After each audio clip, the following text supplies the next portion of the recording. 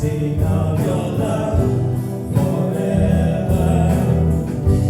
I could sing of your love forever. Oh, I feel like losing. It's foolishness, I know.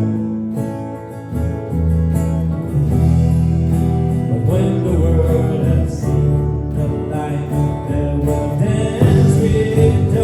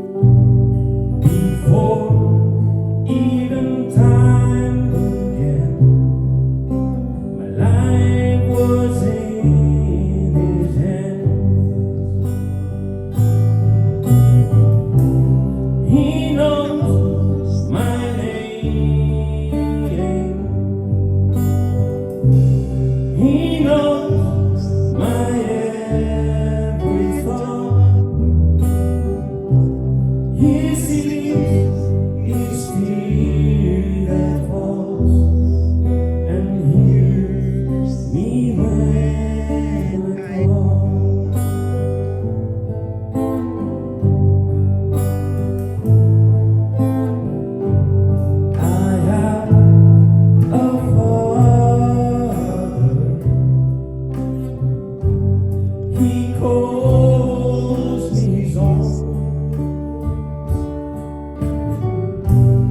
He'll never leave me, no matter where I go. He knows my name. He knows my every thought. He sees each tear that falls and hears me when I'm gone.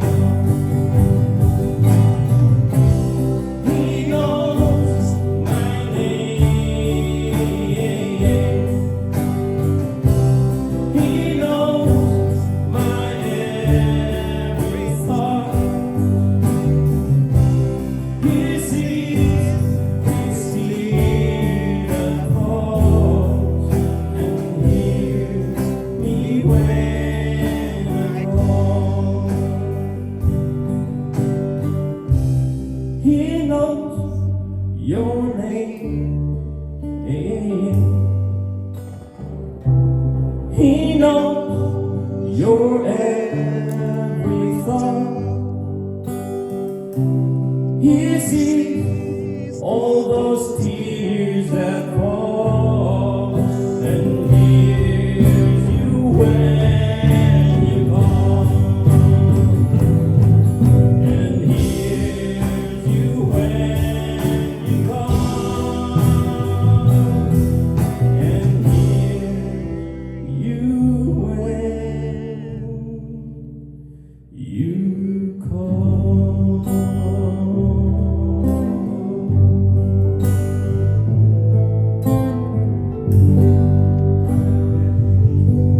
Hallelujah. Yes, Lord. Heavenly Father, we come before you with hearts full of gratitude and anticipation. Thank you for gathering us here in your presence, ready to hear and embrace your word, O God. Open our minds to understand and our hearts to receive and our lives to reflect the truth you will speak to us today. Lord, as we meditate on your word, let it be light to our path, guiding us in your wisdom and peace. Equip us to not only be hearers of your word, but also doers, sharing your love and hope in a world that longs for unity and healing, O God. We also lift up the nations to you, asking for peace that surpasses all understanding. And may your spirit move mightily across the earth, O God, breaking barriers, softening hearts, and bring reconciliation. Use us as instrument of your peace to shine your light in the darkest corners. Be with us now, Lord, and let all that we do bring glory to your name. In Jesus' name we pray. Amen.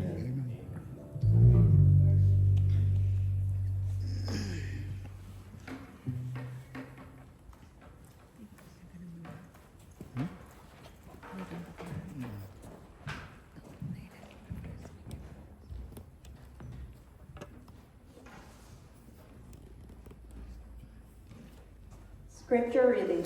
First reading from the book of Matthew, chapter 26, verse 26 to 29. While they were eating, Jesus took bread, and when he had given thanks, he broke it and gave it to his disciples, saying, "Take and eat this. This is my body." Then he took a cup, and when he had given thanks, he gave it to them, saying, "Drink from it, all of you. This is my blood of the covenant, which is poured out for the forgiveness of sins. I tell you, I will not drink from this fruit of the vine from now until that day when I drink it new with you in my Father's kingdom." Second reading, Luke chapter 24, verse 30 to 32. When he was at the table with them, he took bread and gave thanks, broke it and began to give it to them. Then their eyes were opened and they recognized him, and he disappeared from their sight. They asked each other, "Were not our hearts burning within us while he talked with us on the road and opened the scripture to us?" The word of the Lord. Praise to you, Lord Jesus Christ.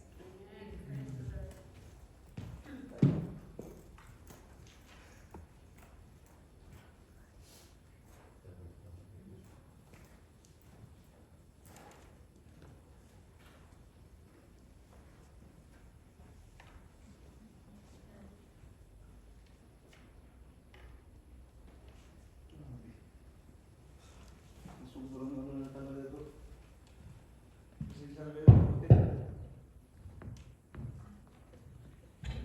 Pasensya na kayo. Tito, ang Bible ko nakahanda na. Ewan ko bakit hindi ko nadala, hindi napasok doon sa lalagyan ko. Wala, sign of Holy Spirit. Pero sa sobrang ano na kasi, kagabi, nakauwi ako, alas 11 ng gabi, tapos alas 3 na madaling araw, gising na naman. Tapos, hindi ka kami nag-practice kami na dahil meron nga tayong may trabaho kahapon. Kaya dito na kami nag-practice. Kaya yung isip ko, lalo na eh. Anyway, salamat sa Panginoon sa kanyang presensya, mga kapatid. Ngayong umaga, ang ating topic is about communion. Alam po niyo, napaka-controversial itong communion eh. Kasi kung talagang makikita natin yung galaw ng Panginoon ngayon, it's always in the spiritual side. At ang communion, baptism, ito yung mga ritual, mga kapatid, na ginagawa ng church. At alam niyo ba, na 3rd century lang, ritualize ang communion. Kasi ang communion, mga kapatid, nung una, hindi talaga communion, kainan talaga. Piging talaga. Yung full meal talaga ang communion. Hindi pa communion pangalan noon. Lord's Supper. Pinangalan ng communion, 3rd century na. At niritualize yung communion, supposedly, sa kanilang panahon noon, kasi ang mga Israelita, gumaganap lamang sila kung ano pinag-uutos sila ng Panginoon. Yung communion, ating sineselebrate ngayon, may connection sa Old Testament account, mga kapatid, sa Exodus chapter 12. Yung Passover meal, Lord's Passover ang pangalan noon sa Old Testament. Yung Lord's Passover, kainan talaga yun. May isang tupa silang kakatayin sa bawat tahanan. Yung sinasabing a lamb for an house. Sa bawat bahay ng Israel, mayroong isang tupa na kakatayin sa Passover feast nila. Yun yung connection ng... Naku, hindi ko nagdala yung Bible eh. Praise the Lord. Kasi kung tingnan natin sa chapter 26, yung binasa ni Sister John, Bible, chapter 26, mga kapatid, hindi ko pa talaga nagdala yung Bible ko. Wala talaga dyan to eh. Praise the Lord. Hallelujah. Napakaliit pa itong litrang ito.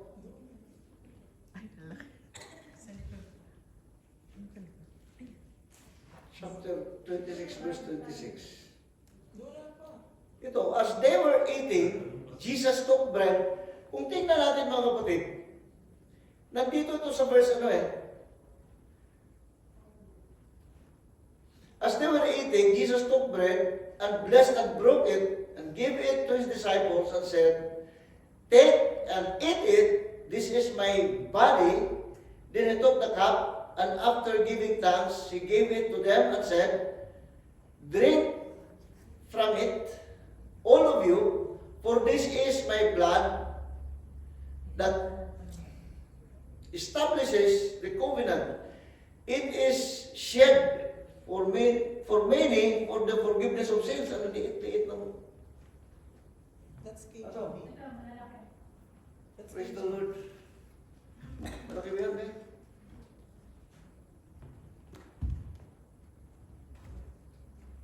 Pero may apokripa. No problem. Ito. Praise the Lord. Matthew 26, mga kapatid.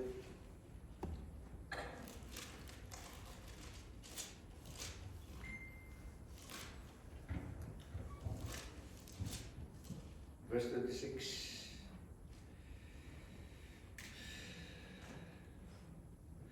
Kung tingnan natin dito sa verse 17, 26:17, on the first day of the festival of the unleavened bread, ang mabasa natin, kung ano mo dyan sa eskrito eh. Ang tinutukoy dito, unleavened bread, kasi yung unleavened bread, mga kapatid, pangalawang pista yun sa Israel. Ang kauna-unang pista ng Israel, meron silang 7 pista bawat taon. Meron silang 7 annual feast. Ang unang pista nila is Passover. Pagkatapos ito, magkaon sila ng 7 araw, mag-umpisa naman yung unleavened bread, feast of unleavened bread, yung tinapay na walang libadura. Kasi itong mga bagay na ito, this speaks to our salvation. The level of our salvation, mga kapatid, ang mga nangyari kasi noon, applicable sa ating mga buhay ngayon bilang isang Kristiyano. Kasi yung Passover, tumutukoy yun sa pagkapako ni Kristo, kaya may Passover lamb. Kaya yung breaking of bread, yun ay tumutukoy sa katawan ni Kristo na napako doon sa cross, na noong Old Testament, hindi ba sila na-alipin for 430 years doon sa Egypt? Alam niyo ba yun, na mga Israelita ay naging alipin for 430 years sa Egypt? At nung sila ay sumigaw sa Panginoon, sila nanalangin sa Panginoon, Lord, palayain mo kami, bakit kami ng bayan mo nandito sa ibang bansa? Samantalang kami ang mga tao mo, kami ang bayan mo. Pinahirapan kami dito. May mga taskmaster sila na napakalupit. Kaya humiyaw sa Panginoon, hingi sila ng tawad. Hingi sila ng tulong sa Panginoon. Kaya sabi ng Panginoon, Moses, sabihin mo sila, ng bawat Israelita ay maghanda ng isang tupa. Bawat pamilya ay mayroong tupa na kakatayin.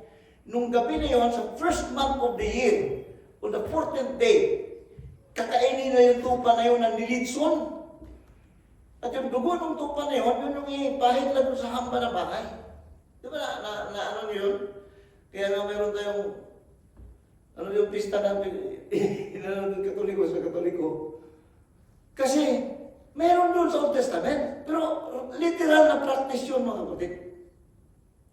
Ang sabi ng Panginoon doon sa Exodus chapter 12, prepare a lamb for an house. Ng bawat tahanan ay mayroong lamb, which speaks sa bawat isang tao, sabagat tayo ang tahanan ng Diyos. Open your mind, mga kapatid. Ang bawat isa ay tahanan ng Diyos. Alisin niyo sa kaisipan yung tahanan ng Diyos nandun sa langit. Sapagkat ikaw at ako tahanan ng Diyos, we are the house of God. Nakatira siya sa atin. Kaya yung kanyang utos doon sa kay Moses, sabi niya, a lamb for an house, it speaks of us na ang bawat isa sa atin ay mayroong tupa na namatay sa bawat isa. Amen? Kakatayin yung tupa na yun, nag 14th day of first month, maghanda sila, habang sila kumakain, may nakabakos na sila, mayroon silang sapatos, panyapak nila, sapagkat inawagahan, pagkatapos ng kain, aalis na sila sa Ehipto. Sila ay palalabasin na. Di ba nakita niyo yung 10 salot na ibinagsak ng Panginoon doon sa Egypt? Nakita niyo yun, yung siguro sa ano na sinin. Kasi ayaw ng Paraon na pakaulan niya yung mga Israelita.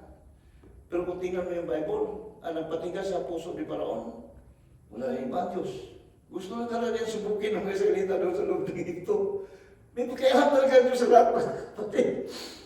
Hiyaw na hiyaw mga Israelita, Lord, bakit nandito kami? Pero ang Diyos rin pala, ang nagano noon na tumigas yung puso ng Paraon. Kaya hindi sila pinagawalan, agad-agad. Pero nung pinatay ng pinakapanganay, lahat ng panganay ng kanilang mga tupa, lahat ng panganay ng kanilang mga hayop, lahat ng panganay ng mga anak, doon ang Paraon. Pinakawalan na niya. Pero yung anghel na pumapatay, mga kapatid, ang tinitingnan niya yung kanilang pintuan ng kanilang bahay. Ng bawat tahanan ng Israelita, mayroon talaga silang dugo doon sa tahanan. Amen po ba? Na pag dadaan yung anghel at pumapatay, mga kapatid, makita niya yung dugo na nakapahid doon sa hamba ng bahay, ay lilipas siya. Kaya yun yung pangalan, bakit Passover? Yung Passover, lilipas yung anghel. Anong dahilan bakit siya lilipas?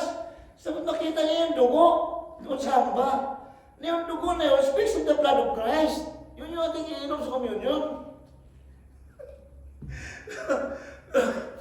We cannot replace, mga kapatid. We cannot substitute the real meaning of communion sa ritual.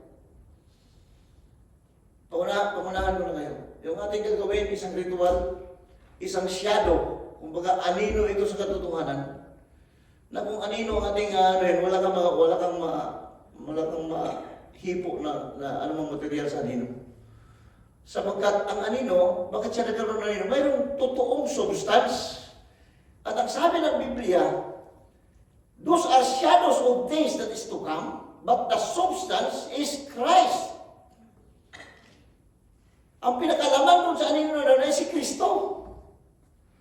Hallelujah!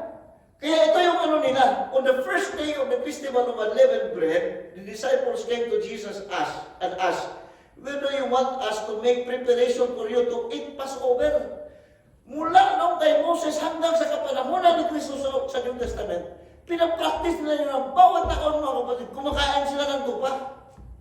Kasi nga yung tupa na yun, it speaks about Christ. Kahit si Kristo, tinupad niya yun. Kaya nung unang linggo ng unang buwan, mga kapatid, na sila na mag-celebrate sila sa Passover feast. Kaya sabi niya, on the first day of the festival of unleavened bread, the disciples came to Jesus and asked, "Where do you want us to make preparation for you to eat the Passover?" He replied, "Go into the city to a certain man and tell him, the teacher says, my appointed time is near." Naku po, hallelujah. Kasi malapit na siya magpako dito eh. Malapit siya may pako dito, mga kapatid. Kasi yung fulfillment ng Passover lamb na yung kinakatay sa Old Testament, walang iba kundi si Kristo. Siya na yung Passover. Now, anino yun eh. Ang Old Testament kasi anino siya, mga kapatid. Literal application sa Old Testament. Literal ng salita ng Diyos. But the Spirit of the Lord is in the New Testament. Kaya yung ginawa ni Kristo doon na magpikas-pikas ng piraso ng tinapay is just a symbolical.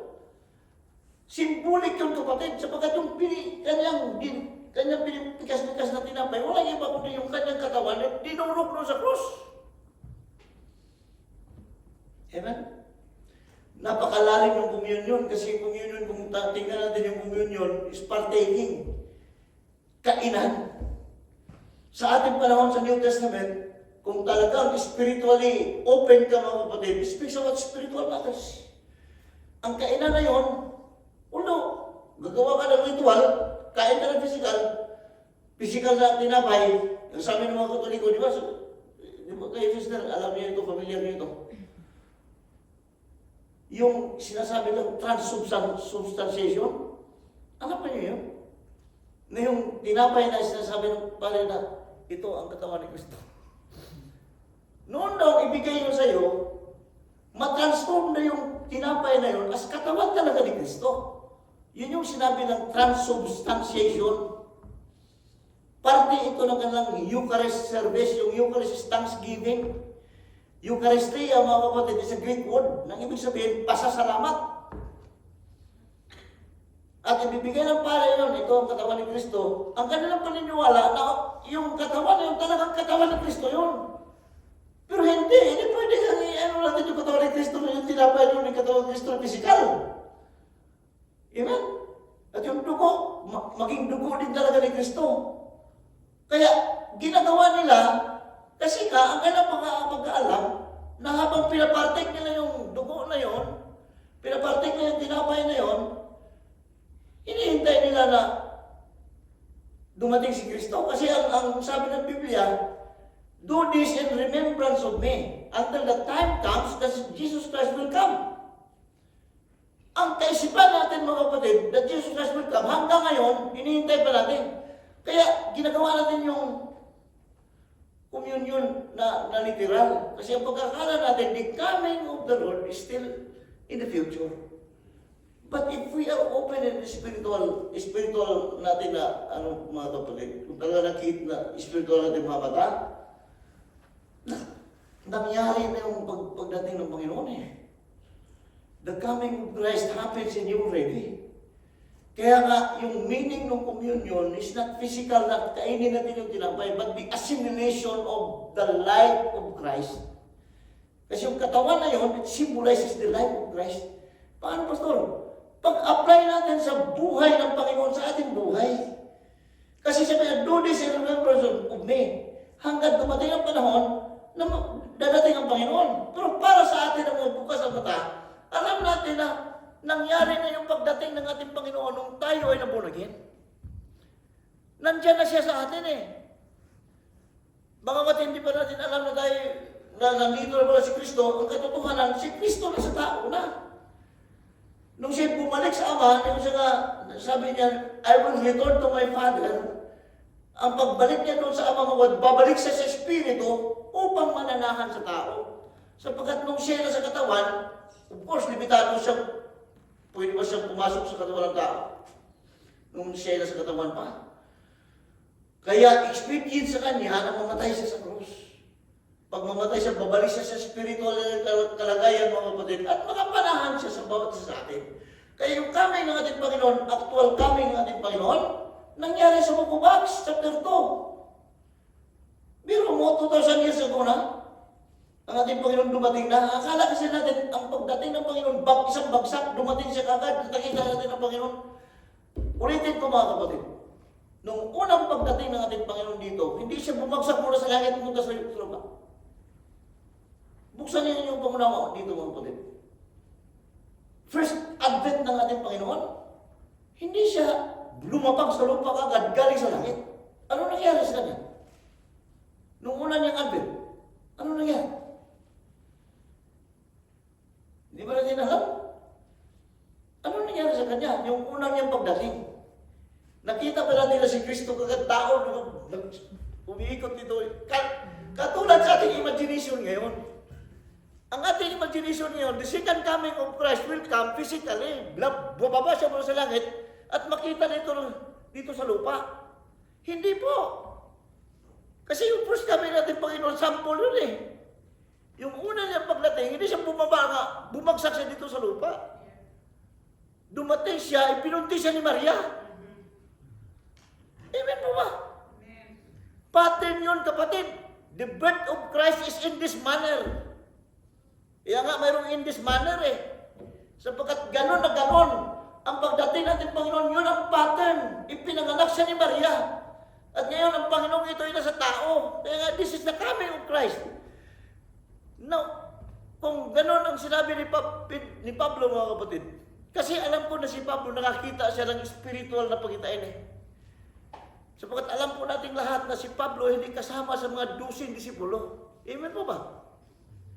Si Pablo, naging apostolis siya, si Kristo na sa langit na. Umakyat na si Kristo sa langit. Kaya nga, tinuligsa na yung mga followers ni Christ kasi hindi siya niwala kay Kristo eh. Anong sabihin ni Pablo, nung sinabi niya dito sa Biblia na, ang aking natanggap mula sa Panginoon at ibabahagi ko sa inyo. The things that I received from God, I will deliver it also to you. Sabi niya, pero anong na-receive niya? Kailan niya na-receive? Kung yung communion yung physical, wala siya doon ng ating Panginoon ay yung Last Supper, mga kapatid.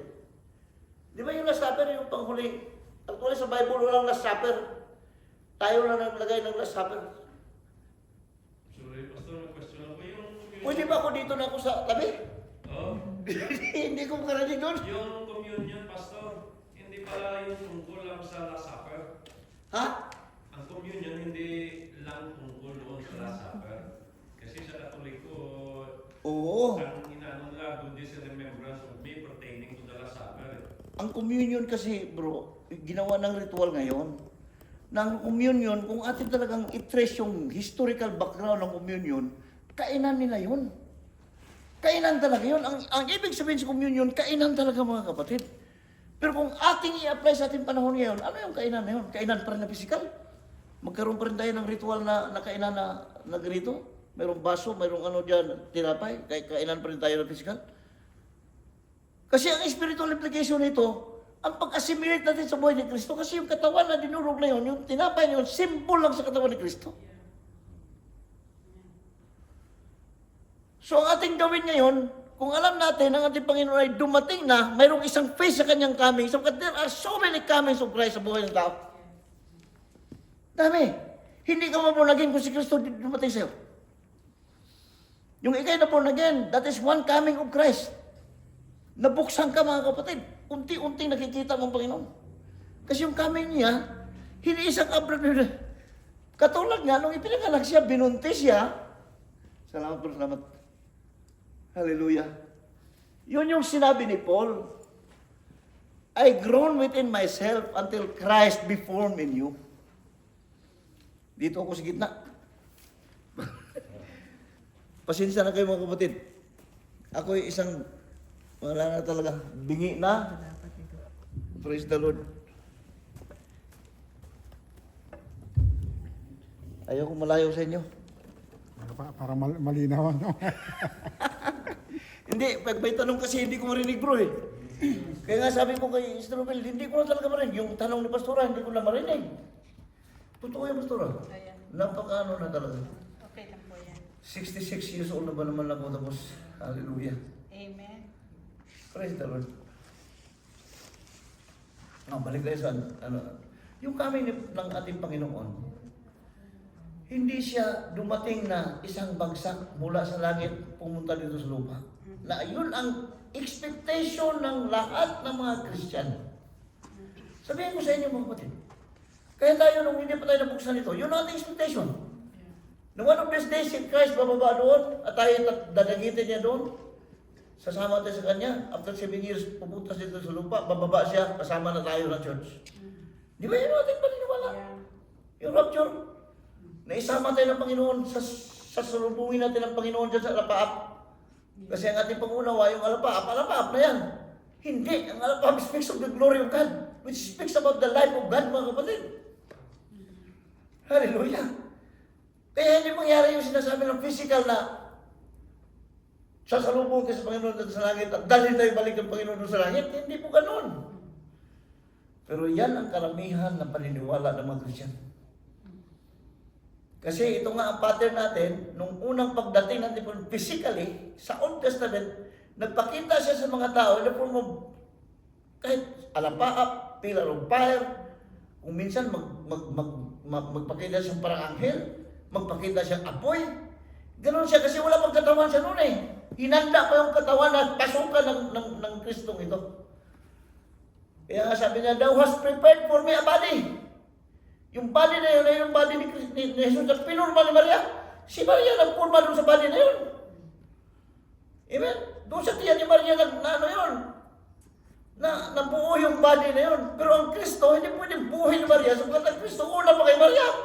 Yes. Siya yung salita. In the beginning was the Word, and the Word was with God, the Word was God. Kaya wala pa si Maria, nandun na yung Word, mga kapatid. Yun yung Kristo. Ang Kristo ito may hinandang katawan kasi yung katawan na yun nakaprepare yun para ipako sa krus. You cannot kill Christ, mga kapatid. You cannot kill Christ. Why? Siya yung Spirit ng Diyos. Hallelujah. Now, ang gusto ko kasing bigyang emphasis dito, yung coming ng Panginoon. Kasi ang sabi ng Biblia, hindi ko maano dito sa Bible ito kasi wala akong yung aking Bible kasi isang bukas ko lang alam ko lang kung saan ko ano yun. Sa chapter 11 kasi ng 1 Corinthians, I think verse ano? Verse 20. Yan o. Lord Pasoga, i-amad yung ba ito eh. Bad yung ba?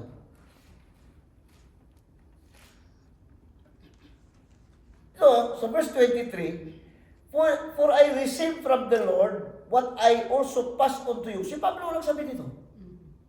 Pero si Pablo, again, wala siya nung ating Panginoon nagministeryo dito sa lupa. Hindi siya kasama sa 12 disipulo. So, paano niya nasabi ng I received from the Lord? Saan niya na-receive? Kasi Pablo, after the conversion of Paul, mga kapatid, pumunta siya sa Damascus, sa Arabia. For 3 years, ang Espiritu ang siya nagtuturo sa kanya. Kaya nga dumating yung revelation of Christ kay Paul.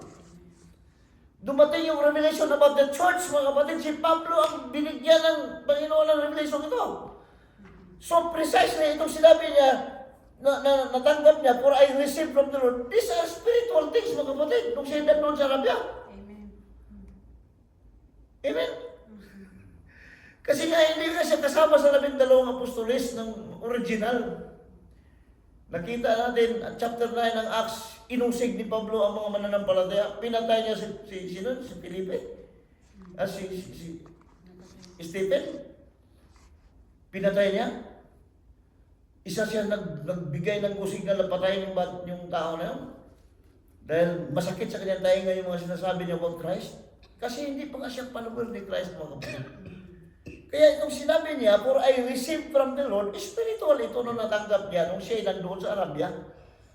Kasi hindi siya, nung siya na-convert, hindi siya pumunta ng Jerusalem at nagpaturo sa mga disipulo doon. Nandoon na yung Jerusalem Council, mga kapatid. Yung 12 apostolos nandoon na, council sa Jerusalem, nandoon na sila sa Pedro, sila Juan, nandoon na. Pero si Paul never na pumunta doon sa Jerusalem, nagpaturo sa mga disipulo. Wala. Ang tagapagturo ni Pablo ay Espiritu Santo. Kaya sabi niya, I came to you by revelation. Hallelujah. Kaya tiyak ito na hindi talaga ito physical na Last Supper. Kasi wala na siya noon nung mag-Last Supper ng ating Panginoon, pinagpirapirasyon, pinagpakain niya ang dinapay na yon. Wala siya doon. Meron siyang sinabi dito. Akin lang, ano yun to? For I received from the Lord what I also passed on to you. The Lord Jesus, on the night he was betrayed, took bread, and when he had given thanks, he broke it and said, This is my body which is for you. Do this in remembrance of me. Hallelujah. Bakit remembrance? Sapagkat yung kanilang mga knowledge noon, unti-unti pang na, mga kapatid nadidevelop yung ang revelation ni Christ na, ang Kristo pa lang ito na kanilang hinihintay, yung pala yung dumapo sa kanila sa Book of Acts chapter 2. Sino nakabasa sa inyo doon? Yung, di ba mayroong dilang apoy, mga kapatid, na pumatong sa ulo ng mga disipulo? Mayroon ba kayo na, yung dilang apoy na pumatong dito sa ulo ng mga disipulo, habang sila ay naghintay, sinabi ng Panginoon na, hintayin ninyo na kayo'y mapuspos ng Espiritu Santo. Naghintay sila doon sa upper room, 120 sila ng mga disciples, mga kapatid. At nung araw ng Pentecostes mismo, pero mo yun, nung araw ng Pentecostes, mga kapatid, doon kasi harvest yun. In part, harvest ng mga Israelita. Harvest ng mga pananim nila sa 3 months. Pero yung Pentecost na application sa New Testament, it's not about harvesting sa kanilang pananim, but harvesting of souls, Di ba nang tumayo si Pedro? Unang na-convert 5,000, pangalawang na-convert 3,000, may 8,000 agad na-convert, mga kapatid. Kasi in part harvest yun, mga kapatid, na sa unang testamento, sa Old Testament, pananim nila yun. Kanilang inaani. Pero sa New Testament application, kaluluwa na ang inani nila. Pero in part pa rin. Kasi yung buong anihan, mga kapatid, Feast of Tabernacle yun. Ang lahat ng kanilang pananim ay aanihin. Which speaks about salvation of all mankind, mga kapatid. Kasi mayroong Feast of Tabernacle. Wala silang iiwan sa kanilang pananim. Talagang kanilang aanihin yan. Ang sinisimbolize yan, mga kapatid, yung pag-harvest ng Panginoon sa buhay na kanyang tinanim dito sa mundo ito. Amen? Kaya kung may buhay ka, tiyak na ma-harvest ka. Amen po ba, mga kapatid? May kasimula. Doon ba nagsimula, sorry, Pastor? Doon ba nagsimula ang speaking in tongues, Pastor? Na? Sa Espiritu, ng magkawa ng Espiritu. Speaking in tongues. Yun yung fulfillment ng coming ng Panginoon. Nung sabihin niya sa mga disipulo, huwag kayong umalis doon sa Jerusalem until you will be endued by the power from on high. Huwag kayong umalis. Kasi I will pray for my Father that He will send you another comforter. And that comforter is the comforter of truth, the Spirit of truth. Alam natin kung sino truth.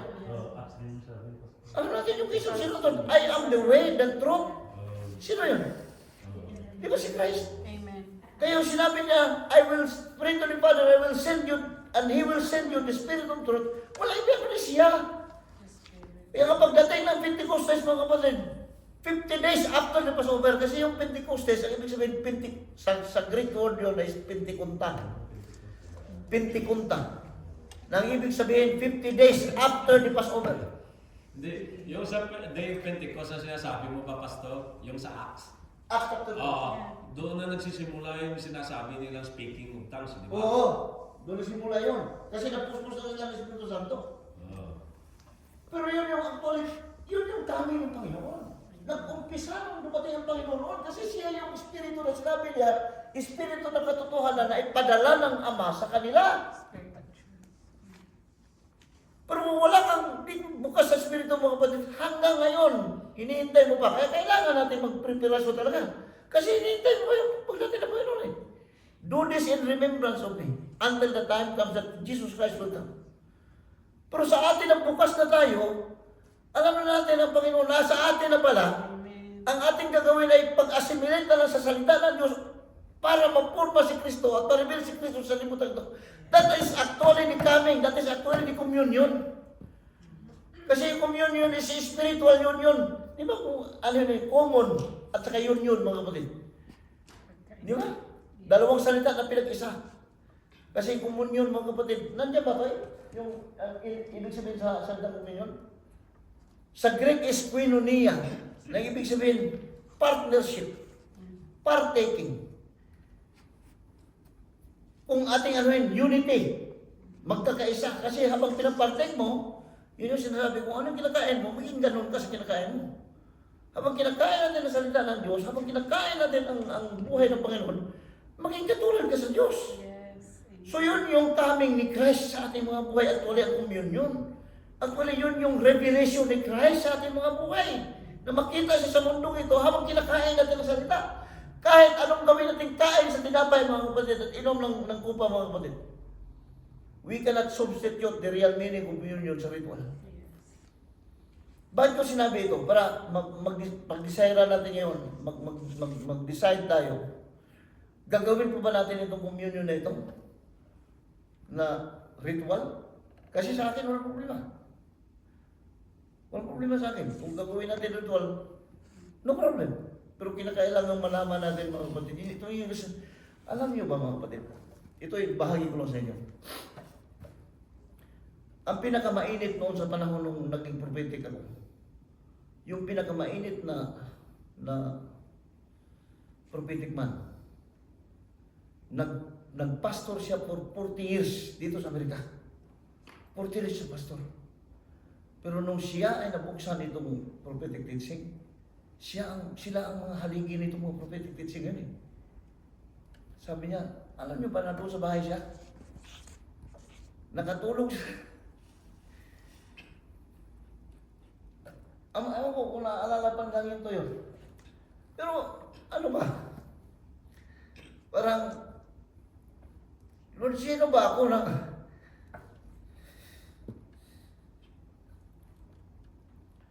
Siya nagsabi sa akin, sabi niya, Brother Gilbert, hindi mo ka puro karaka na alisin yung communion kaagad sa kanila. Pati yung water baptism. Gusto nila mag-water baptism, sige, mag-baptize mo. Huwag mong pilitin pag hindi pa nila kaya. Huwag mong pilitin. Mag-i-flow ka sa kanila, sabi niya. Pero ipaliwanag mo sa kanila. Hindi mo kagad-agad yung, dakmain mo kagad yung mga bagay na yun. Hindi pala kayang bitawan. Ito yung sinabi ni Pablo mga kapatid. I want to speak to you as a spiritual man. But I cannot. Because until now, I still feeding you with milk. Kasi nakita ni Pablo, hindi pa nila kayang huyain. Mayroon kasing solid food. At mayroong milk mga kapatid. At alam natin yun. Para saan yung milk? Para sa baby. Para sa mga bata. Para saan yung solid food? Para sa mga full grown. Those who are full of age. Kaya nilang nguyain na ang talagang matigas. May matigas na salita mga kapatid. Ito yung spiritual na salita. Kaya nga sabi ng Panginoon, we are able ministers. God make us an able ministers, ministering not the letter of the word, but ministering in the Spirit. Ano ibig sabihin minister in the Spirit? Mga kapatid, ang sabi ng Panginoon, the words that I have spoken unto you, their spirit and their life. Ang salita na sinasabi ko sa inyo, ang pinaka-intensyon sa salita, kaya nga sabi ni Pablo, gusto kitang kausapin na spiritual, pero hindi ko magkayang kausapin na spiritual, pagkat kinakailangan pang gatas na ipapakain sa iyo. So, ang intensyon talaga ng word, upang maging spiritual tayo. Hindi po ba? Basahin nga natin yun. Sa 1 Corinthians chapter 3, mga kapatid. 2 Corinthians chapter 3. Basahin natin yun. Mahirap itong hindi mo Bible eh. Bakit ba naman naiwan mo yung Bible? Wala pala. Praise the Lord.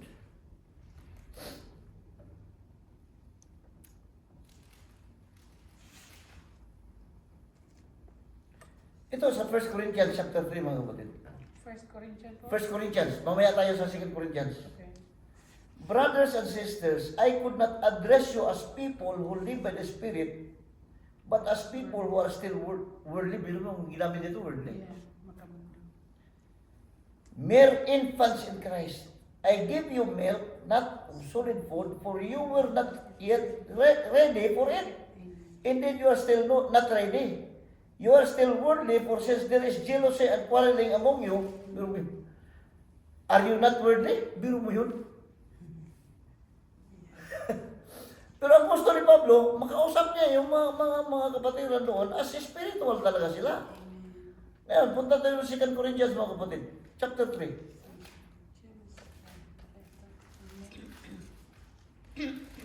Praise the Lord.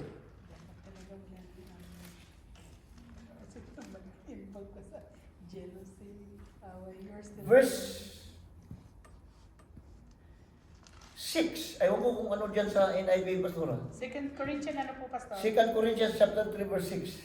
2 Corinthians 3, chapter 6. Chapter 3, verse 6. Okay. He has made us competent as minister of the new covenant, not of the letter but of the Spirit. For the letter kills, but the Spirit gives life. Napakaliwanag ito mga kapatid. Praise the Lord, grabe. Napakaliwanag. Ang litra daw sa Biblia, pumapatay. Mhm. Kasi doon sa Old Testament, kung tingnan mo, yung Old Testament talaga, ang application doon, literal eh. Yeah. Letter of the word, yun. Mhm. Kaya nga, gawa, mayroong batas binigay, sige, gumawa ka. Tingnan natin kung, Mhm. di ba ba? Mhm. Ang purpose ng Diyos, bakit niya binigyan ng batas ang mga Israelita, mga kapatid? At hindi upang makita ng Diyos susunod ka. Dahil alam ng Diyos na hindi ka makakasunod eh. Yeah. Mayroon bang hindi alam ng Diyos? Bakit?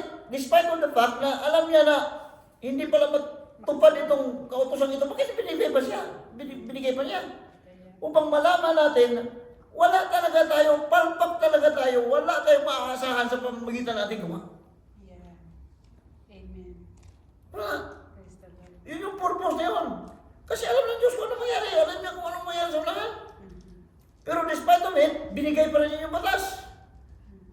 It's not for us to talagang sundin natin squarely and fairly in Scripture. Alam ng Panginoon na hindi ka talaga makakasunod. Mhm.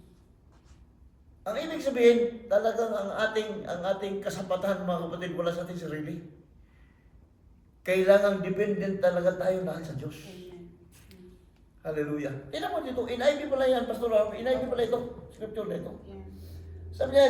Sabi niya sa verse 6, He has made us. So siya ang gumawa. Yeah.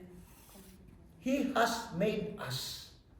At alam niyo doon sa Proverbs chapter 18, kung hindi ko lang kumali, o chapter 20, sabi niya, ang mga taingang nakakarinig at ang mga matang nakakita, ako ang gumawa niyan. Amen? Hindi itong taingang ito, kundi yung mga tainga ng mga mananampalataya ngayon na bukas sa spiritual na mga bagay. Kaya ang sabi niya, He has made us competent as ministers of new covenant, not of the letter, but of the Spirit. Amen. For the letter kills, but the Spirit gives life. Hallelujah. Ito yung sinabi ng Panginoon, John chapter 6, verse 63, mga kapatid. Hallelujah. Basahin natin ito, mga kapatid. John chapter 6, verse 63. Ang sabi niya, the Spirit gives life. Amen. The flesh counts for nothing. The words I have spoken to you, they are full of the Spirit and life.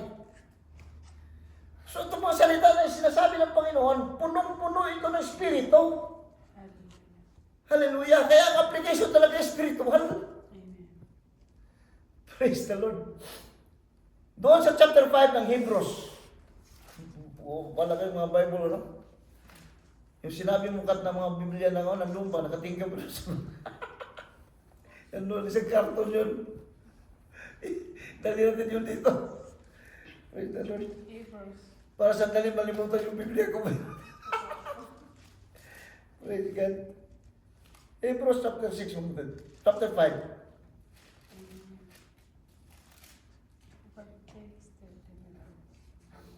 Verse 11, Pastora. 6 verse 11 po. Verse 11. 5:11. 5:11 to, Warning against falling away. sige. Hanggang matapos yung chapter. Okay, we have much to say about this, but it is hard to explain because we are slow to learn. In fact, though by this time you ought to be teachers, you need someone to teach you the elementary truth of God's word all over again. You need milk, not solid food.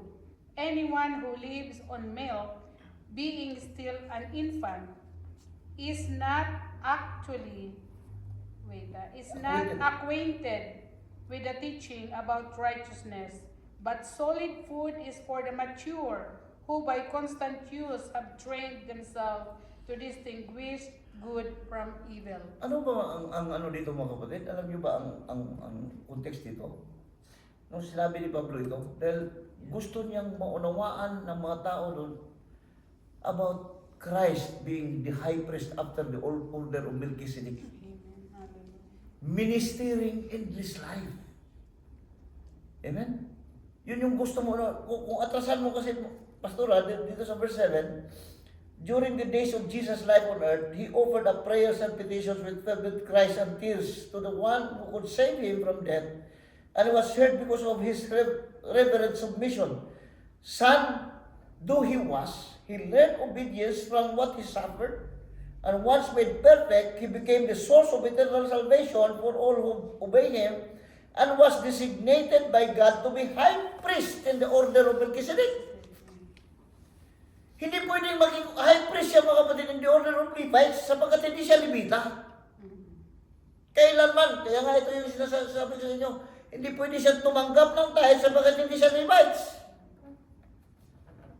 Kaya nga nung may lumabas siya, magbigay siya ng tithe doon sa mga pare kasi hindi ako pwede tumanggap yan. Hindi siya Levites. Now, pagiging pare, hindi siya magiging pare sapagkat Levita lang maging pare. Kung hindi talaga si Kristo, hindi na-change yung priesthood. Ang mga priesthood noon, limitado sila sapagkat namamatay sila. Sa buong Levita, mga kapatid, isang pamilya lang ang pare. Although walang pare na hindi Levita. Ang lahat ng pare Levita, pero sa lahat ng Levita, isang pamilya lang ang pare. Naku po, Brother Edwin, kung noong Old Testament tayo, kasi yung porter at singer doon sa loob ng templo, Levita yun. Hindi ka makakanta doon kung hindi ka Levita. Hindi ka makapag-minister doon sa loob ng templo pag hindi ka Levites. Kasi ang nag-minister lang doon sa loob ng templo, Levita lang. Sila nangungulikta ng mga tithes, sila ang kumakanta, sila nag-prepare doon sa lahat ng mga ano doon, gamit doon sa loob ng templo. Sila lang isang tribo lang. Labas sa Levita, wala lang ibang makapasok doon. Pero change kasi wala na tayo sa templo na physical. Imagine that. Wala na tayo sa templo na physical, nandito tayo sa templong spiritual na mayroong isang bagong pare.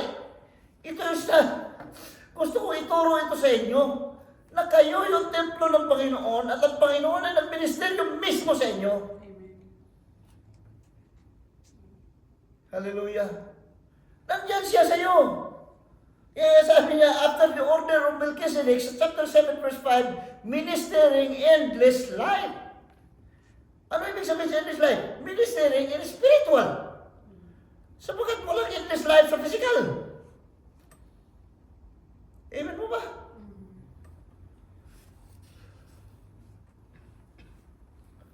Praise the Lord. Ang sabi dito, sabi niya, dito sa verse 7, Son though he was, he learned obedience from the suffered, and once made perfect, he became the source of eternal salvation for all who obey him, and was designated by God to be high priest in the order of Melchizedek. We have much more to say about this. Napakarami ko sanang sabihin patungkol sa bagay na ito. About Melchizedek. priesthood. Na kayo yung templo ngayon. Wasak na yung templong physical, kaya nga sabi ni Kristo, destroy this temple, and on the third day I will raise it up. Nung mawasak ang yung wasakin pala yung kanyang katawan, doon na, nung ang ating Panginoon na buhay na maguli, according to chapter 2 ng John, doon na nanuhan, uy, ang ibig palang sabihin ng Panginoon na wasakin ang templo, ang kanya palang katawan. Now, doon sa communion, sabi niya, we are one bread and one body. There is only one body. And there is only one bread. Kasama tayo doon sa tinapay na yun. Ang tinapay natin pinapartake, 1 Corinthians chapter 10. Tayo yan? Hindi ko, hallelujah. Chapter 10. Saan ba yun? 60? Oh, 16, 17 siguro, 17. Meron mo 17? Because there is one loaf. You know, basahin yan. Kung sa King James kasi, wala King James tayo? Sige, King James. 16 and 17. It is the shout of thanksgiving for which we give thanks. Ang sabi niya, 16, the cup of blessing which we bless is not a communion of the blood of Christ. The bread which we have to break is not a communion of the body of Christ. Verse 17. For we being many are one bread. Yeah, isang katawan. Tignan mo. Amen. Bagamat marami tayo, iisa tinapay tayo. At sabi niya, and one body, for we are all partakers of that one bread. Yeah. Isa tayo sa tinapay na yun, pero isa din tayo nagpapartake doon sa tinapay. Ito yung communion. Papaanong tayo ay kumakain doon sa buhay ng bread na yun? I am the bread of life that came down from heaven. Chapter 6 ng John. Hallelujah. Chapter 6. John chapter 6. Oh, akin na yung inano ko. Umpisa mo ha. You said unto them, verily, verily, I said to you, Moses gave you that bread from heaven. So, tingnan mo ito. Anong kaibahan yung bread na sinabi ng Panginoon? At sinabi niyo yung kanyang sinumbolize yung bread na yun, kanyang pinikas-pikas. Wala. Iisang bread yan mga kapatid. At sabi niya, I said to you, Moses gave you not that bread from heaven, but that my Father gave you the true bread. So, nakita niyo yun mga kapatid, mayroong totoong tinapay. Amen. Sino yung totoong tinapay? Praise the Lord. Give you the true bread, for the bread of God is He which cometh down from heaven and giveth life unto the world. So the purpose of this bread, mga kapatid, is to give life unto this world. Hallelujah. Amen?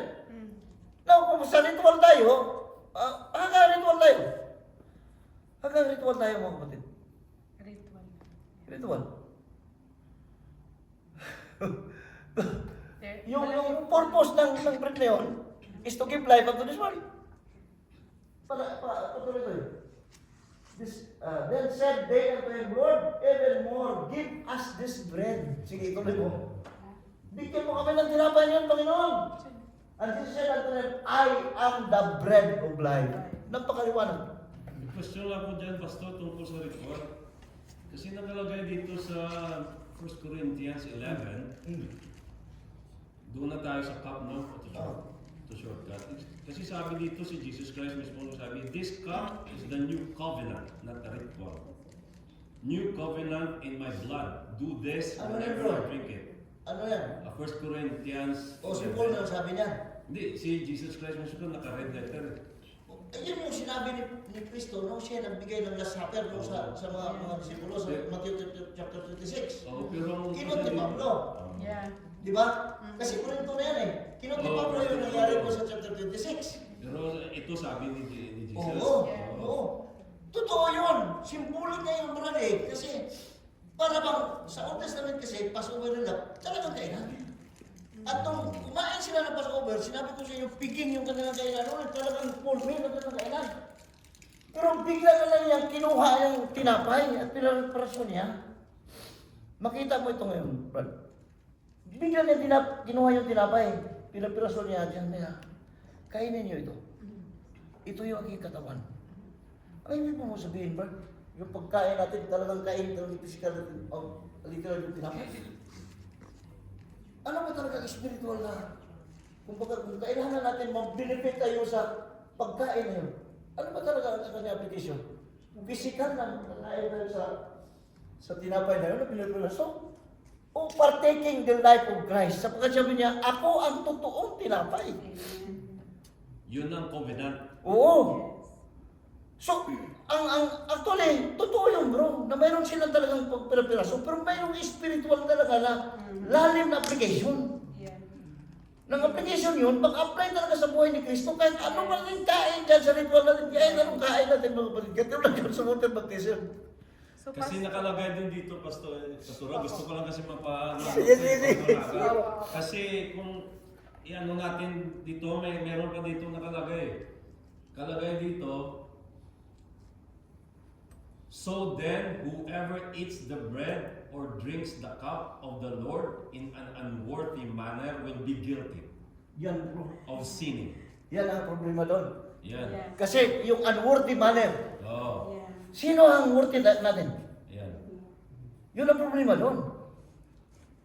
Kasi magigilty ka doon, pagbarting mo doon, Yeah. worthy ba talaga ako? Yan. Oh. Yun ang problema doon eh, sa literal eh. Kasi makukonvict ka, worthy ba ako? Yeah. Pananalita ko lang, kilos ko lang. Bagsak na ako sa Panginoon, sa harapan ng Panginoon. Sino worthy? Yeah.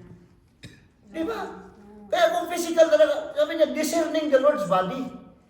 Kaya sabi niya, nagkasakit ba sa inyo kasi unworthily, nagpartay kayo na hindi naman tama yung buhay niyo.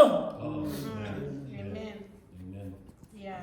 Yun ang problema doon. At tayo kumpiktado lahat doon, kapatid. Kahit ako nagsasalita sa inyong harapan niya. Kaya nga, the letter kills. Yes. Ang literal papatay. But the spirit give it life. Amen. Tama. Hallelujah.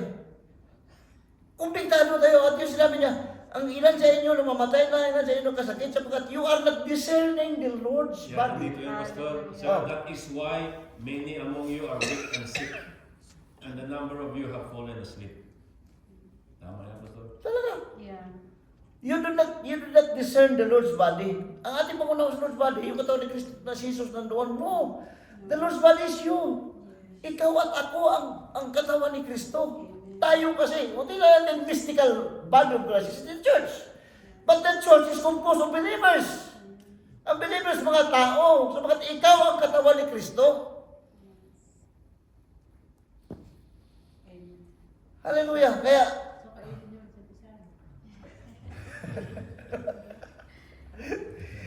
praise the Lord. Ito, yun yung sabi sa akin ni Liz Walter sa akin. Patay na yan, tao na yan, pastora. Yeah. Namatay na siya. So, Grabe yung mga aklat niya. Sumisigaw yung aklat niya. Sumisigaw. 3 gabi siya doon sa bahay, nakatulog doon sa bahay. Talagang inanuan niya ako doon. Siya ang speaker lagi doon sa church. Nung nandoon siya. Napaka-init na prophetic man yun. Tao yun. Grabe ang revelation. Naku po, hallelujah. Grabe. Grabe talaga. Amen.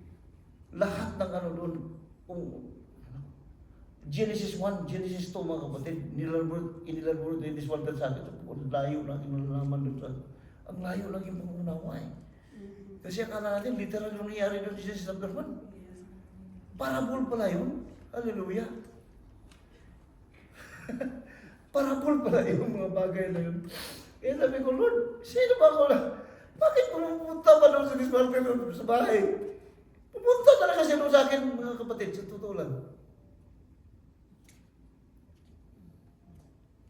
So hindi ba yung kautosan, Pastor? Kasi nakalagay dyan, do this.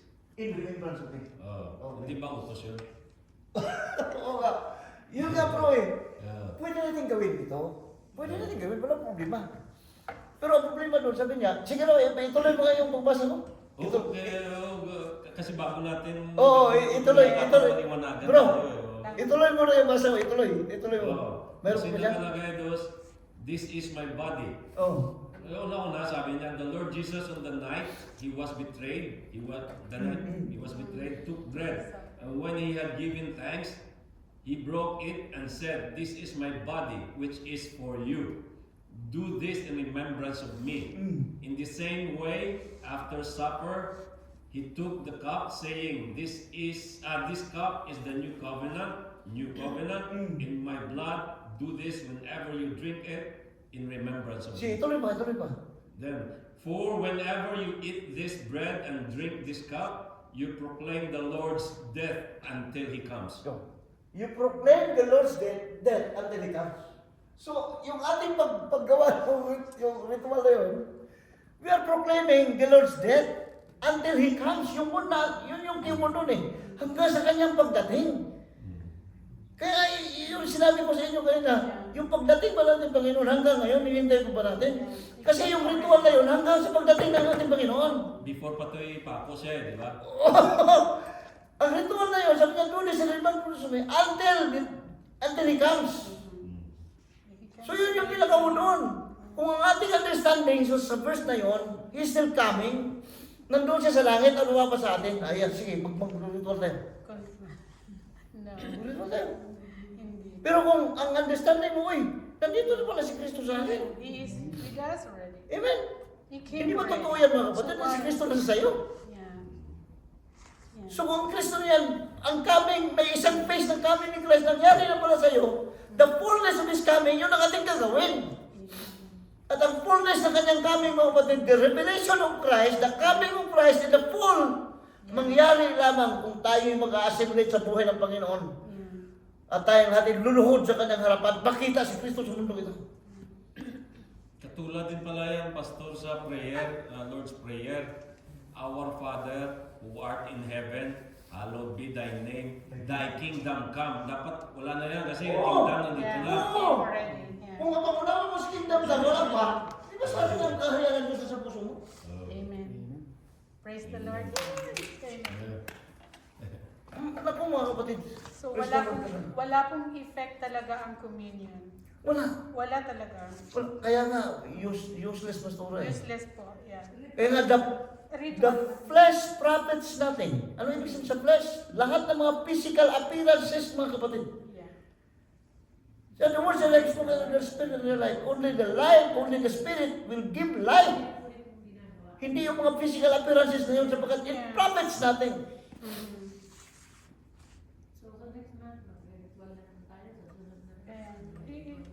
It's no use talaga. So, kaya nga sabi ko bro, saka na natin anuhin yung ating communion so na-explain na Unti-unti natin. mo kasi syempre hindi siya kailangan maintindihan talaga. Kaya nga. Kasi kapag ginawa mo yan, bigla mo minalis tapos, bakit baka meron po sa atin na Oo. mag-doubt. Kailangan maintindihan talaga ng lahat na bakit pa natin gagawin yan? Nandito na nga siya sa atin. He is in Yun yung us sinabi sa akin already. ni Walter. Sabi niya, huwag mong pilitin pag hindi pala kaya. Opo. Oh, Kasi baka maging conflict po. Oo. Magkaroon ng doubt ang body. Kasi So, kailangan nakalagay, may explain talaga ng mabuti. kasi nakalagay doon until you proclaim the Lord's death Till He comes. until He comes. Until He comes. So yung ating proclamation about the Lord's death pa. Yeah. Pero yung coming in Christ, wala pa, hinintay pa natin. Kaya pala yung partik natin sa ritual. He came already. He's Pero with kung us tingnan already. natin nga bro, kung ating ang suriin mabuti, nangyari na coming ng Panginoon. Doon pala sa Acts chapter 2, coming na ng Panginoon yun. At yung experience natin mga kapatid, without the coming of Christ, we cannot experience And spiritual things. we are already a new creation. Kaya nga, The old has gone Yeah. and the new has come. if So, anyone who is in Christ na, Yes, because we're in Christ. Ano pag inaantay so how can you natin? separate you are in Christ na? Yes, amen. Ang kinakabahan ko lang dyan, Pastor, kung i-practice natin without a clean conscience, mag-sin ka pa rin. Oo. Mas worse pa kasi Mas worse, mas worse. masin ka talaga. Kasi kung hindi ka ma-partake mo yung katawan ng Panginoon, Unworthily. na unworthy Unworthy, ka, yeah. makasalanan So, ka. mas magiging... Sa ibang salita doon, irreverently. Irreverently yata. Wala kang galang. Yeah. Kaya ngayon tanong sino ba talagang full talaga na nag-submit sa Panginoon? Alam mo, Pastor, yung Last Supper nga na yan, before ko yan naintindihan, every time na nagpapa-communion, every time na nagpapa-communion, talagang inaalipusta talaga. Oo, kaya Very unreverent talaga yun. at saka yung Hindi talaga. nag-officiate pastora, self-righteous din sila. Yes. Holier than anybody there. Sapagkat ang pag-akala niya, huli na talaga siya. Kaya ano siya, kumbaga, ano siya, kailangan makapantay siya dahil huli ako eh. Pero ang tanong, sino ang huli sa atin? Yeah. Ako po. Kaya pala, Pastor, Amen. sa Katoliko, practice namin, kasi lumaki ako simbahan, di ba? Hindi ka papayagan ng pare na mag-communion kung hindi ka magkumpisal. Magkumpisal Oo. ako. O sino ba yung kinukumpisalan mo? He is Oo. also a sinner. Diba? Nagkukumpisal ka sa pari na, the pari also is ako. Sinner din naman. Ang pare din siya makasalanan din. Kaya, ay, glory to God talaga.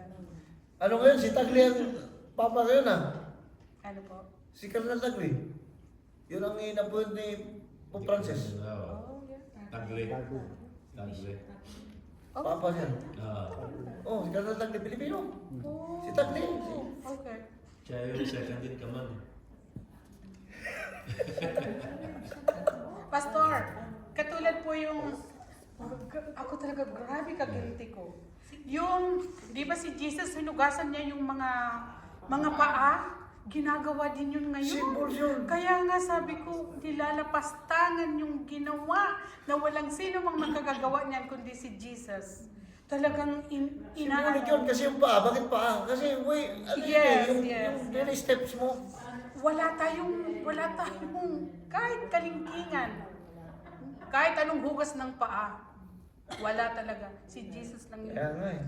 Once lang yun, ginawa ni Jesus. Di ba yun ang sinabi ng Panginoon doon kay Moses na, Moses, alisin mo yung panyapak mo. Sapagkat nakatayo kasi sa banal na ground. Yeah. Ang ibig sabihin ng pag-alis sa panyapak, yung bagong lakad mo na. Yes. New walk of life. Amen. Praise Hindi the kayo, Lord. alisin mo yung panyapak mo, wala ka ng sapatos, wala ka ng sinilas, Yeah. mag-preach ka doon sa pulpito. Wala. Parang, kasi nga, Pastor, yung interpretation sa Bible is literal. Literal talaga. Kapag literal ang ano. Papatayin talaga ang litra, Pastor. Yeah. Papatayin talaga ang litra. Alam nyo ba na mayroong first supper, mga kapatid? Bakit may last supper? Sabagat mayroong first supper. Itong mga kainan na ito, talagang may spiritual na kaulugan, kapatid. Kaya lang, wala nang oras ata. Wala na tayo oras. May tanong pa sana ako, kaso lang ako topic. Tungkol doon sa baptism, Pastor, ano lang ha? Oo, sige, Yung sige. baptism ba ritual din yun? Ha? Ritual din Siyempre. ba? Nakalagay doon kasi sa last 1 Corinthians, inutusan ni Jesus Christ na mga disciples niya, Second Commission, sa Matthew chapter 28. and then baptize them in the name of the Father and of the Son and of the Alam mo Holy ba, Spirit. alam mo ba bro na yung word na yun wala yun sa original? Sa Hebrew? Sa chapter 28 yung last doon. Oh, yung And baptize them in the name of the Father, the Son, and the Holy Spirit. Wala sa original yun. Wala sa original, Pastora. Original ba yun? Wala. Insertion yun. Dinagdag lang. First Corinthians yung Pastor, ano? Pero, kaya sabi ko bro, kung gusto, kung may nais mag-baptize, mag-baptize na yun. Ano problema? Pero kung kailangan malaman, ano ba talaga yung baptism? Kasi yung baptism, Pastor, parang i-born again ka through the Spirit. Diba? Yung ilubog ka tapos ano Through the Oo. Spirit. Yung old life mo, nalubog na. Yeah. At pag ano, yung ano nun eh, kumbaga patay na yung Patay rin yung ilubog self ka eh. mo. Oo. Ilubog ka. It symbolizes na ikaw ay nabarid na katulad kay Kristo na living doon sa libingan. Wala na makita sa kanya. Yung old life mo wala na.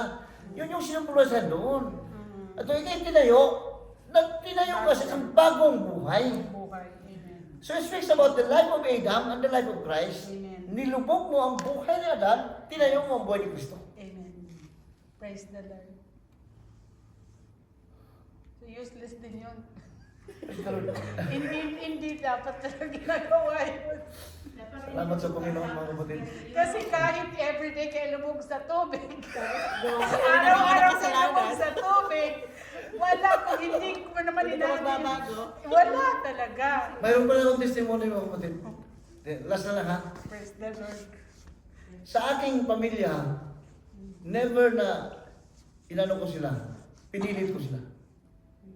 Sundin nyo ha. Simpa kayo ng ganun. Wala. Hindi nila marinig sa akin yan mga kapatid. Mula pa noon. Sa mga anak ko, wala. Hindi ko sila pinipilit. Gusto ko lang sila, kasi naniwala ako na ang faith is a gift. Gift talaga. Ang pananampalataya ay kaloob ng Diyos eh. At ang lahat ay kalooban talaga ng Panginoon sapagkat He is no respecter of men. Amen. Walang favoritism ang Diyos. Pero mayroong kanya-kanyang panahon. But we can encourage. May kanya-kanya panahon. Alam mo ito, alam ko po, napakatigas ang ano nito. Sa totoo lang mga kapatid. Pero nung last Sunday daw, sabi niya sa akin, bigla siya umiyak daw siya ng umiyak. Hallelujah. Dahil nangusap ang salita ng Diyos doon sa kanya. Kaya ako'y naniniwala talaga, pag tayo muna talaga. Amen.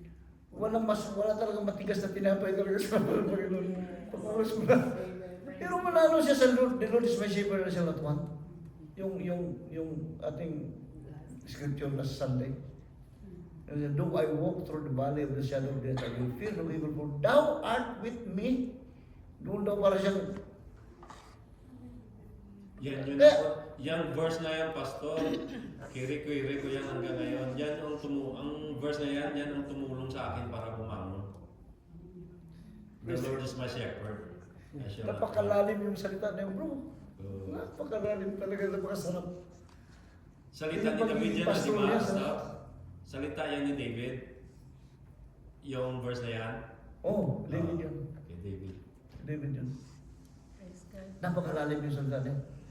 Salamat sa Panginoon. Amen. Siguro, tanungin ko kayo ngayon, mag-communion ba tayo? Yeah. Okay. Basta, pag-inag natin sa meeting. Medyo na ko lahat. Isa ka na yun na. Eh, pag-communion yun, sabi ko, kasi lalo pa yung sabi nila, makasalanan daw yung hindi ka nang umpisal. Isip-isip ko, bakit sabihin ko sa pare yung mga kasalanan ko? Tama po, te. Tama. Totoo lang, sabi ko, bakit isip-isip ko? Bakit mo sasabihin sa kanya, pare, ang naman siya? Mamaya, chismis ka pa sa kapwa pare. Ay, yung pala naman yung Panginoon. Walang authority pare pagpatawad ng kasalanan. Kasi alam, bakit Sasagot ka ng pare. Oo, ang may authority lang si Kristo. Kasi Diyos siya eh. Kalimutan pa yung ama namin. Hindi mo pala kabisado. Kaya, umpisal talaga.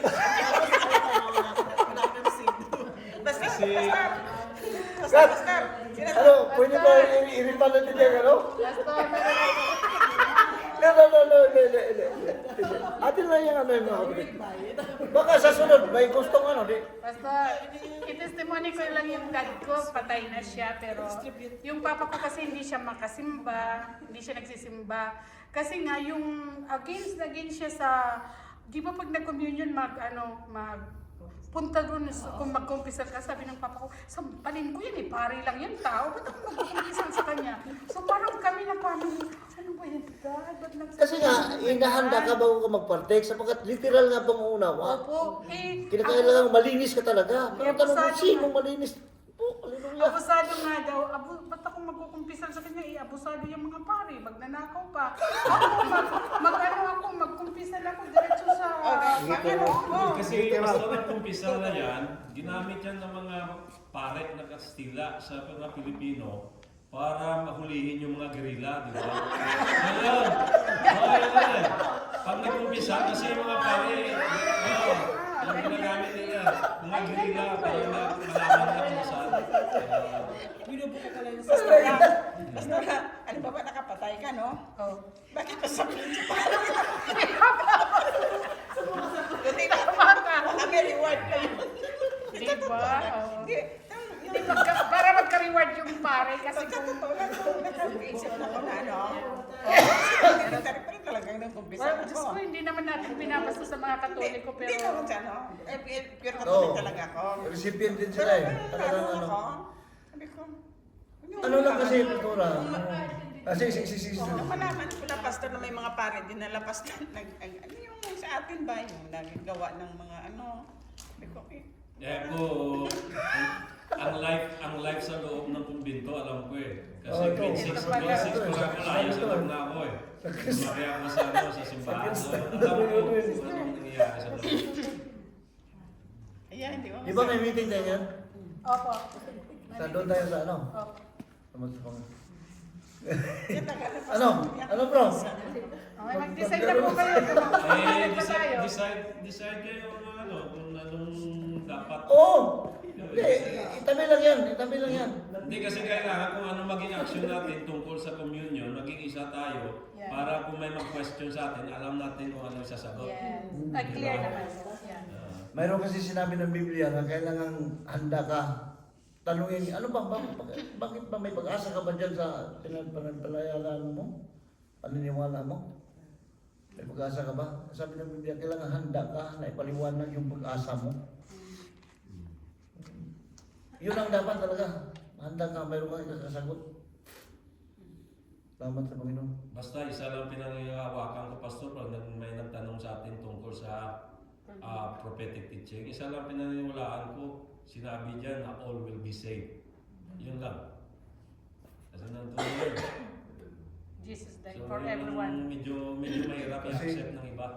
Kasi kung hindi maligtas ang lahat nga, napakapalpak yung Diyos. Oo. Diba? Ako sinasabi nila na parang yung ibang hindi tumanggap. Di ba po meron pong nasa Bible na every knee shall bow Oo. na lahat talaga tatanggap. Lahat talaga. Kasi yung pagtanggap, sister, hindi yun iyo. Kaloob yun eh, yung pananampalataya. Gift yun eh. It is the gift of God so that no one can boast. Amen. Gift yun. Kaya lang, mayroong kanya-kanyang panahon, yung gift na yun. Yes. Patanggap mo talaga yun. Now, sabi mo, hindi namatay pastor, hindi nakapunta simbahan. Alam mo ba kung ano nangyari sa kanya? Kasi kung totoo yun, ang every knee shall bow and every tongue shall confess, hindi mangyari na mamatay siya, patid yung hininga niya, hindi siya talagang yung panahon na yun, na oras na yun, talagang haharap siya sa Panginoon. Yung Panginoon, ikaw pala, totoo ka pala. Hindi natin alam yun. Kasi hindi pwede maging sinungaling yung every knee shall bow and every tongue shall confess eh. Diba? Kung hindi mangyari yun sa tao na yun namatay, na hindi siya pumasok sa simbahan, at hindi mangyari na luluhod siya sa harapan ng Panginoon, sinungaling itong verse na ito. Pero totoo itong verse na ito, mga kapatid. Totoo, kasi ang Biblia sabi niya, the word of God is tested 7 times. Wala na tayo oras. Hallelujah. Salamat sa Sergio. Amen. Praise the Lord. Pasalamat tayo. Yes. Salamat tayo lahat. Ito tayo. Pasalamat tayo. Maganda ito mag-Bible study tayo, Pastor. Oo. Amen. Hallelujah. Sino ang closing prayer? O mag-pray lang tayo sa ano mga kapatid. Mag-pray lang tayo sa salita natin. Ay, ano wala po. Sige na sa stand. Kami go operate pa tayo. Operate pa. Yeah. Di, atin na pasalamatan ng word. Atin Okay, na lang. amen. Panginoon, salamat o Diyos sa revelation mo ngayong hapon, Panginoon. Salamat sa mga receptive na puso. Salamat sa mga open mind, Panginoon, na aking mga kapatiran. Bukas ang kanilang mga pandinig, Panginoon, sa salita. Hallelujah. Mas lalo mo pang paigtingin, Panginoon, ang revelation na aming natanggap. At kami desire pa ng marami mula sa iyo, Diyos. Salamat, Panginoon. Salamat yung presensya ngayong hapon na ikaw ang aming tagapagturo. Ikaw ang turo sa buwan sa amin, Panginoon. Maraming po salamat sa pangalan ni Jesus. Amen. Amen. Salamat mga kapatid.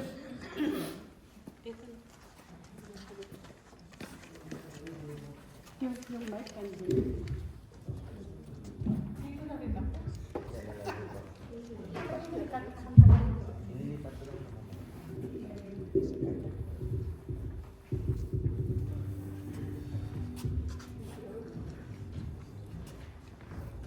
Praise the Lord. Sige po, palakpakan muna natin ang Lord.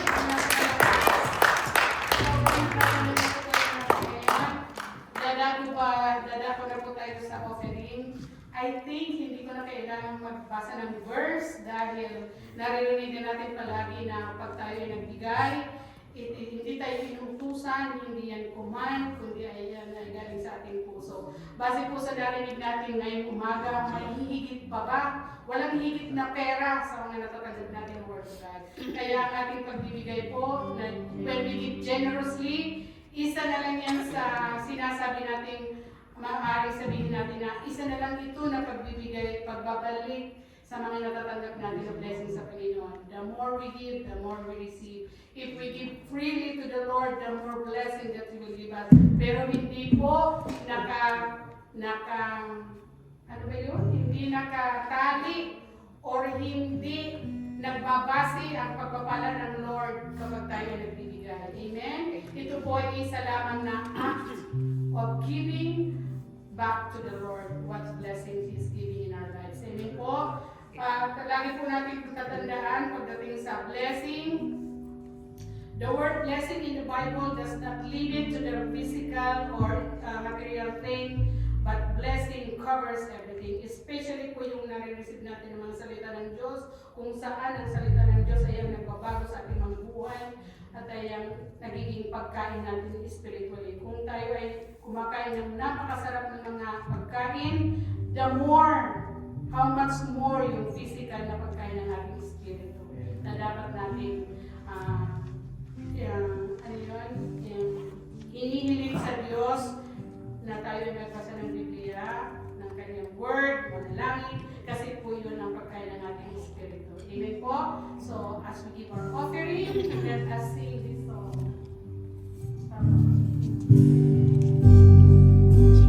You are my strength when I am weak. You are my treasure that I see. You are my all in all. Seeking you as a precious jewel, Lord, to give up, I'd be a fool. You are my all in all.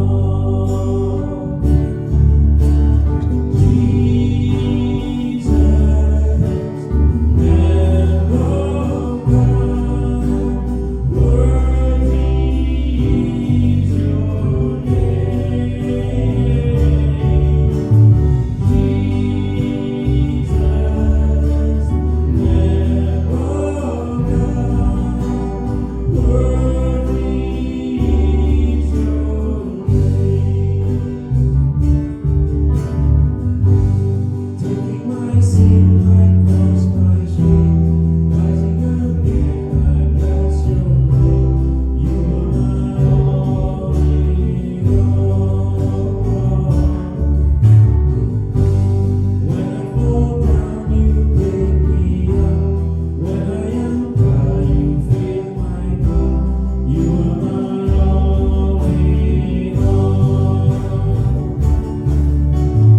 Jesus, Lamb of God, worthy is your name.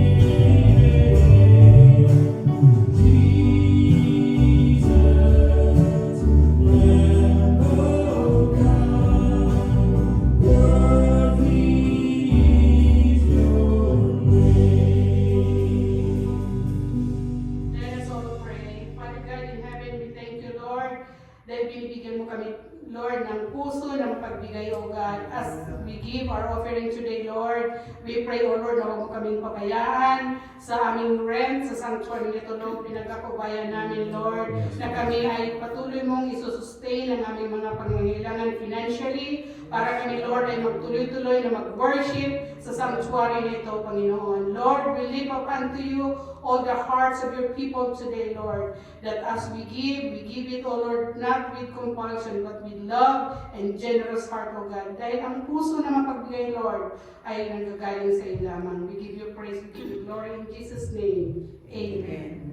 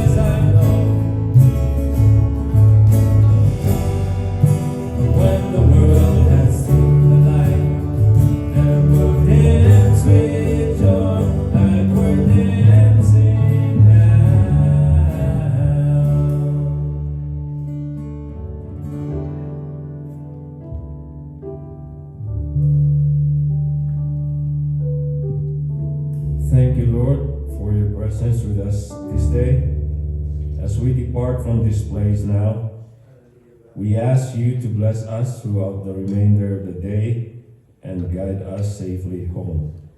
Do not let the learning and conversations of this gathering die, but instead, may they continue to ruminate within us and bear fruit in our ministries throughout the year.